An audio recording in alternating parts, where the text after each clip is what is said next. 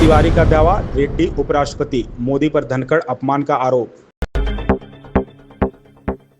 कांग्रेस सांसद प्रमोद तिवारी ने उपराष्ट्रपति चुनाव पर कहा, इस चुनाव में अंतरात्मा की आवाज के आधार पर मतदान होगा। जस्टिस बी सुदर्शन रेड्डी जीतेंगे क्योंकि वे किसी राजनीतिक दल के उम्मीदवार नहीं हैं या किसी चुनाव चिन्ह पर नहीं लड़ रहे हैं। पहले पीएम मोदी जवाब दे कि पिछले उपराष्ट्रपति जगदीप धनखड़ योग्यतम थे, लेकिन आपने उन्हें अपमानजनक ढंग से क्यों हटाया? अपमानजनक इसलिए क्योंकि उनका विदाई समारोह भी आपने नहीं करने दिया।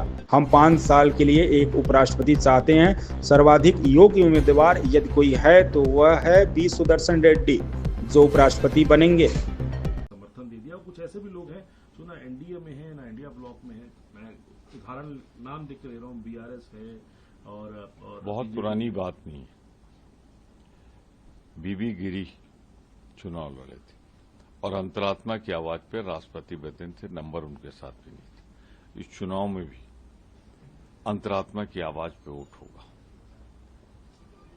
जस्टिस सुदर्शन जीतेंगे इसलिए कि ये कोई राजनीतिक दल के उम्मीदवार नहीं है, वो किसी चुनाव चिन्ह पे नहीं लड़ रहे हैं।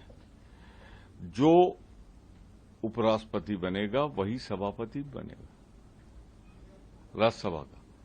पहले मोदी जी जवाब दें, पिछला उम्मीदवार जगदीप धनखड़ जी योग्यतम, उनको आपने अपमानजनक ढंग से क्यों हटाया? अपमानजनक इसलिए कह रहा हूं कि उनका विदाई समारोह भी आपने नहीं करने दिया। 5 साल के लिए आपका पूर्ण बहुमत था, तब तो आप बैसाखी पे नहीं थे। आपने जिनको चुना था, अगर उनको हटाना पड़ा तो क्या गारंटी है कि जिनको आप लाए ये कई दिन चलेंगे?